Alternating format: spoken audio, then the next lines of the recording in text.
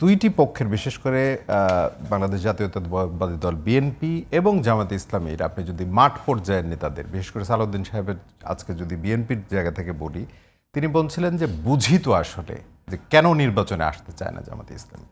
আবার জামায়াতে ইসলামীও বলেছে যে জুলাই সনদ এবং পিআর পদ্ধতির নির্বাচন কেন বিএনপি মানতে চায় না সেটাও বুঝিত।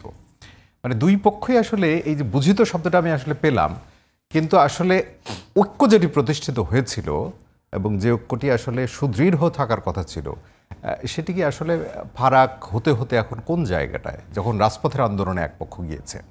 মানে এটির কারণ কি আপনার মনে হয়?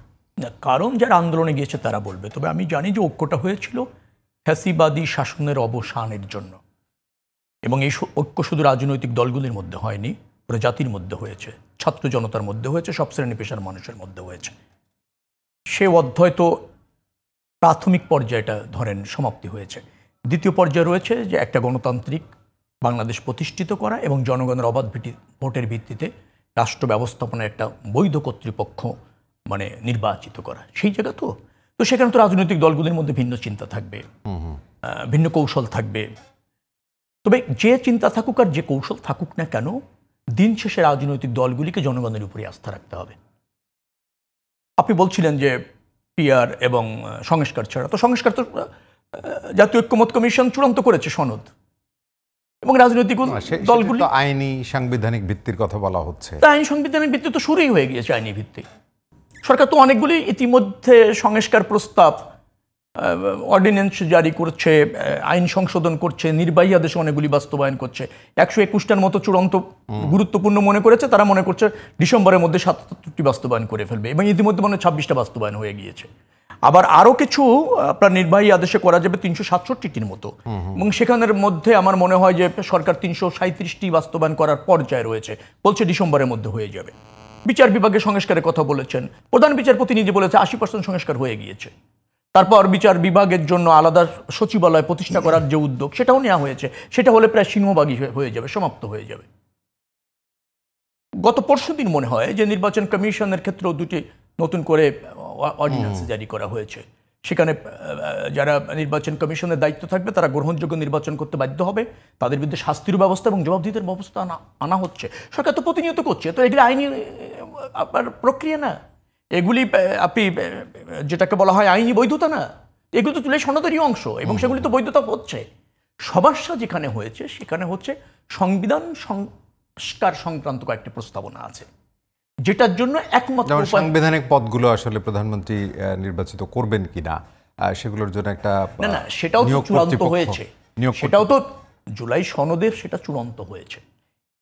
একটি নোট অফ ডিসেন্ট আছে, আচ্ছা, আর বাকিগুলি তো চূড়ান্ত হয়েছে। নোট অফ ডিসেন্ট একটা রাজনৈতিক দলের রাইট অথবা ধরনের অবস্থান, সেটা নিশ্চয়ই জনগণের কাছে যেতে চায়। জামাত ইসলামের দুটি আছে সংবিধান সংস্কার সংক্রান্ত, একটি আছে, আমাদের দুটি আছে, তো সেগুলি তো আছে। কিন্তু বাকি যেগুলি আমরা একমত হলাম, সেটা যদি আপনি সংবিধানে যুক্ত করতে চান তাহলে নিশ্চয়ই একটা সংসদ লাগবে, এছাড়া দ্বিতীয় কোনো উপায় নেই। আমরা সেক্ষেত্রে বলেছি যে আমরা একটা সব রাজনৈতিক দলগুলি এবং অন্তর্বর্তীকালীন সরকার সই করে জুলাই সনদটা একটা জাতীয় সনদ হিসেবে আপনার প্রতিষ্ঠিত হবে। এখানে কিছু সাংবিধানিক দলিল এটা, অথবা ধরেন একটা রাজনৈতিক ঐক্য, রাজনৈতিক সমঝোতা এভাবে প্রতিষ্ঠিত হবে। নির্বাচনের পর পার্লামেন্ট এটা করা হবে, হয় ঐক্যমতের ভিত্তিতে, তাই তো, অথবা ধরেন মেজরিটির ভিত্তিতে। সেখানে অনেকের অনীহা রয়েছে, অবিশ্বাস রয়েছে। যাদের অনীহা বা অবিশ্বাস আছে তারা জনগণের উপর আস্থা রাখতে চায় না, তারা বাংলাদেশের বিদ্যমান রাজনৈতিক ব্যবস্থাপনার উপর আস্থা রাখতে চায় না, তারা ব্যক্তি বা ক্ষুদ্র স্বার্থের চিন্তা করছে। শেখ রবিউল আলম, একটা প্রশ্ন করি যে এই যে আন্দোলন জামাতে ইসলাম, আপনি যদিও বলেছেন যে এই আন্দোলন কেন, আসলে তারাই জবাব দিতে পারবে, কিন্তু এই আন্দোলনটা আপনার কি মনে হয় একজন রাজনীতিবিদ হিসেবে, সেটি কি আসলে সরকারের বিরুদ্ধে আন্দোলন নাকি বিএনপির বিরুদ্ধে আন্দোলন? না, আন্দোলন হচ্ছে ক্ষুদ্র এবং গোষ্ঠী অথবা ধরেন কোনো বিশেষ রাজনৈতিক উদ্দেশ্যের স্বার্থে কারো বিরুদ্ধে আন্দোলন না। এবং এই আন্দোলন যারা জনগণের উপর আস্থা রাখে না এবং যারা স্টেবল বাংলাদেশ চায় না এবং যারা গণতন্ত্র প্রতিষ্ঠিত হোক সেখানে যাদের অনীহা আছে এবং জনগণের দ্বারস্থ হলে যারা প্রত্যাখ্যাত হওয়ার সুযোগ আছে সম্ভাবনা আছে তারা এই আন্দোলনটা করছে। যেমন তারা তো বলছে ধরেন ছাত্র সংগঠনে আপনি যদি ডাকসু নির্বাচনের কথা বলেন, জাকসু নির্বাচনের কথা বলেন, যে তাদের সমর্থিত যে রাজনৈতিক পক্ষ তারা তো জয়লাভ করেছে বিপুল ভোটে। আমরা তো স্বাগত জানিয়েছি, আমরা তো চাই। সুতরাং জনগণ তাদের উপরে আস্থা রাখছে এমন দাবিও তারা করছে। আচ্ছা, তো সেই আস্থা রাখার প্রক্রিয়াটা কি? হ্যাঁ, জি। প্রক্রিয়াটা কি? জনগণের আস্থা রাখার প্রক্রিয়াটা কি? নির্বাচন। তো সেখানে অনীহা কেন? যেহেতু তারা মনে করছে জনগণ তাদের নির্বাচিত করবে, তাহলে তো তারা ভোটমুখী হওয়া আরো জরুরি। আর সেটা যদি হয়, আমরা তো তাদের সরকারি দল হিসেবে স্বাগত জানানোর জন্য অপেক্ষা তো করছি। এখন ধরেন আপনি যদি এই ধরনের ক্ষুদ্র স্বার্থে আন্দোলন করেন, হবেটা কি? এই অন্তর্বর্তীকালীন সরকারের যে লক্ষ্য আছে, তাই না, সেই লক্ষ্য অর্জনে তারা ব্যর্থ হবে।